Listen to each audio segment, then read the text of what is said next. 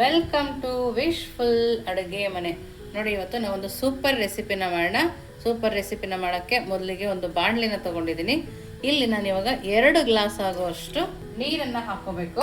ನಾನು ಇದರಲ್ಲಿ 1 ಗ್ಲಾಸ್ ನೀರನ್ನು ಹಾಕ್ಕೊಳ್ತಾ ಇದ್ದೀನಿ, 1 ಗ್ಲಾಸ್ ಆಗುವಷ್ಟು ಹಾಲನ್ನು ಸೇರಿಸ್ಕೊಳ್ತಾ ಇದ್ದೀನಿ. ನೋಡಿ, ನಾನು ಸೇರಿಸ್ಕೊಂಡಿರೋ ತೆಂಗಿನಕಾಯಿ ಹಾಲಲ್ಲ, ನಾರ್ಮಲ್ ಹಾಲನ್ನೇ ನಾನಿಲ್ಲಿ ಸೇರಿಸ್ಕೊಂಡಿದ್ದೀನಿ.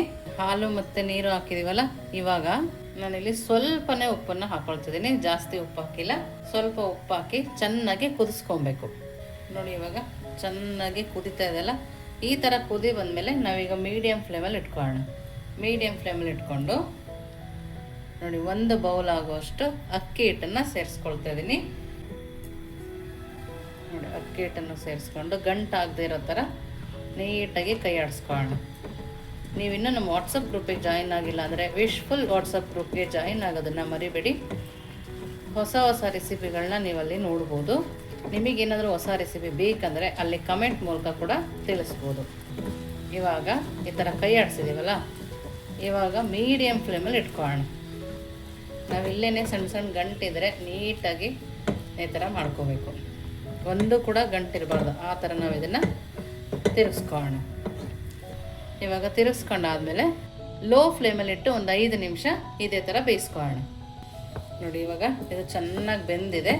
ಇವಾಗ ಇದನ್ನು ಬೇರೆ ಪಾತ್ರೆಗೆ ಹಾಕ್ಕೊಂಡು ಸ್ವಲ್ಪ ತಣ್ಣಗೆ ಹಾಕಿ ಬಿಡೋಣ. ನೋಡಿ, ಇವಾಗ ಎಲ್ಲ ಹಾಕ್ಕೊಂಡು ಸ್ವಲ್ಪ ಬೆಚ್ಚಗಾಗಿದೆ, ಜಾಸ್ತಿ ತಣ್ಣಗಾಗಿಲ್ಲ. ಇವಾಗಲೇ ಸ್ವಲ್ಪ ಕೈಯಲ್ಲಿ ನಾದ್ಕೊಳ್ಳೋಣ. ಕೈ ಸುಡ್ತಾ ಇದ್ದರೆ ಸ್ವಲ್ಪ ತಣ್ಣೀರನ್ನು ಹಾಕ್ಕೊಂಡು ಈ ಥರ ಚೆನ್ನಾಗಿ ನಾದ್ಕೊಂಬರೋಣ. ನಾವು ಬಾಣಲಿಲೇ ನಾದಿರ್ತೀವಿ, ಹಾಗಾಗಿ ಇಲ್ಲಿ ಅಷ್ಟೊಂದು ನಾದೋ ಅವಶ್ಯಕತೆ ಇಲ್ಲ. ಬಟ್ ನಾದಿದ್ರೆ ತುಂಬ ಚೆನ್ನಾಗಿ ಬರುತ್ತೆ. ನೀವು ನೋಡ್ತಾ ಇರ್ಬೋದು, ಎಲ್ಲೂ ಸಹ ಗಂಟಿಲ್ಲ. ಈ ಥರ ನಾದಿ ಈ ಥರ ಸಣ್ಣ ಸಣ್ಣ ಉಂಡೆಗಳನ್ನಾಗಿ ಮಾಡ್ಕೊಳ್ತಾ ಇದ್ದೀನಿ. ನೋಡಿ, ಈ ಥರ ಶೇಪಲ್ಲಿ ರೆಡಿ ಮಾಡ್ಕೊಳ್ಳೋಣ. ನಾನು ಈ ಪಕ್ಕದಲ್ಲಿ ಇಡ್ಲಿ ಕುಕ್ಕರ್ನ ಕೂಡ ನೀರು ಹಾಕಿ ಬಿಸಿ ಮಾಡೋಕ್ಕೆ ಇಟ್ಕೊಂಡಿದ್ದೆ.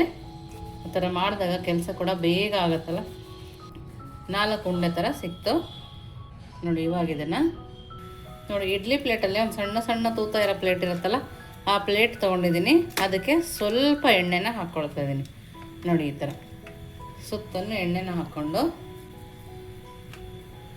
ನಾವು ಈ ಥರ ಇಟ್ಕೊಳ್ಳೋಣ.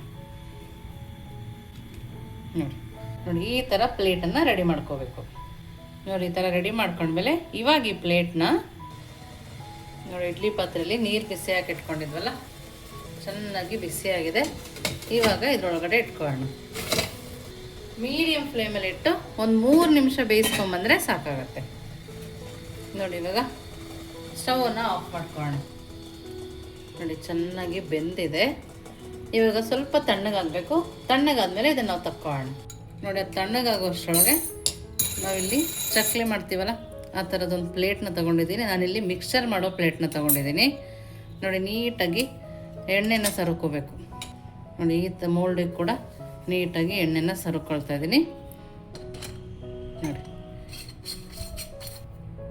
ನೋಡಿ, ಈ ಥರ ನಾವು ರೆಡಿ ಮಾಡ್ಕೋಬೇಕು. ಈಗ ನಾವು ಮೊದಲಿಗೆ ಉಂಡೆಗಳನ್ನಾಗಿ ಮಾಡ್ಕೊಬಂದಿದ್ವಿ ನೋಡಿ, ಸಿಲಿಂಡರ್ ಶೇಪಲ್ಲಿ. ಅದನ್ನು ಇದಕ್ಕೆ ಹಾಕ್ಕೊಳ್ತಾ ಇದ್ದೀನಿ.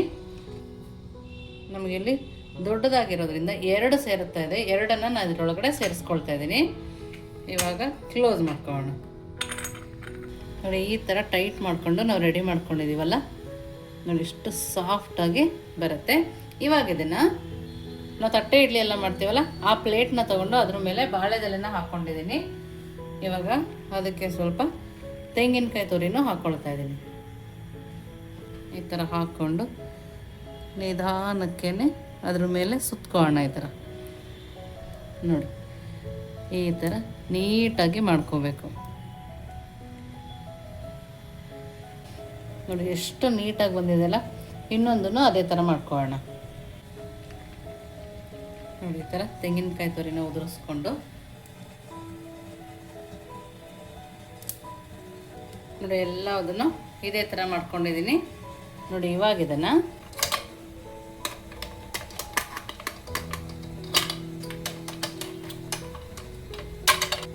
ನೋಡಿ, ನಾವಿಲ್ಲಿ ಈ ಥರ ರೆಡಿ ಮಾಡ್ಕೊಂಡಿದ್ದೀವಲ್ವ. ಮೊದಲೇ ನಾನಿಲ್ಲಿ ಇಡ್ಲಿ ಪಾತ್ರೆಯಲ್ಲಿ ನೀರನ್ನ ಕಾಯಕ್ಕೆ ಇಟ್ಕೊಂಡಿದ್ದೆ. ಆ ಇಡ್ಲಿ ಪಾತ್ರೆ ಒಳಗಡೆ ಇದನ್ನು ಇಟ್ಕೊಳ್ಳೋಣ. ಇವಾಗ ನೋಡಿ ಇಡ್ಲಿ ಪಾತ್ರೆಯಲ್ಲಿ ಎಷ್ಟು ಚೆನ್ನಾಗಿ ನೀರು ಕುದೀತಾ ಇದೆಯಲ್ಲ. ಇವಾಗ ನಮ್ಮ ಶಾವಿಗೆನ ಇಟ್ಕೊಳ್ಳೋಣ. ನೋಡಿ 2 ರಿಂದ 3 ನಿಮಿಷ ಐ ಫ್ಲೇಮಲ್ಲಿ ಇಟ್ಕೊಂಡು ಬೇಯಿಸ್ಕೊಂಡ್ರೆ ಸಾಕಾಗತ್ತೆ. ನೋಡಿ ಇವಾಗ ನಮ್ಮ ಶಾವಿಗೆ ಕೂಡ ಬೆಂದಿದೆ. ನೋಡಿ ಇವಾಗ ಇದನ್ನು ತೆಗೆದಿಡೋಣ. ನೆಕ್ಸ್ಟ್ ಇನ್ನು ಸ್ವಲ್ಪ ಉಳಿದಿರುತ್ತಲ್ಲ ನೋಡಿ ಅದನ್ನು ಈ ಥರ ಇಟ್ಕೋಬೇಕು. ನಿಮಗೆ ದೊಡ್ಡದು ಬೇಕಂದರೆ ಈ ಥರ ಮಾಡ್ಕೊಬೋದು. ಇದನ್ನು ಕೂಡ 1-2 ನಿಮಿಷ ಬೇಯಿಸ್ಕೋಬೇಕು. ನೋಡಿ ಅದು ಕೂಡ ರೆಡಿ ಇದೆ. ಇವಾಗ ಇದನ್ನು ಯಾವ ಥರ ತಿನ್ನೋದು ನೋಡೋಣ ಬನ್ನಿ. ನೋಡಿ ಎಲ್ಲದು ಕೂಡ ರೆಡಿ ಇದೆ. ಎಷ್ಟು ಚೆನ್ನಾಗಿದೆ ನೋಡ್ತಾ ಇದ್ದೀರಲ್ಲ. ನೋಡಿ ತುಂಬ ನೀಟಾಗಿ ಉದ್ರೋದ್ರಾಗಿ ಬಂದಿದೆ. ನೋಡಿ ನೀವೇ ತುಂಬ ನೀಟಾಗಿ ಬಂದಿದೆ.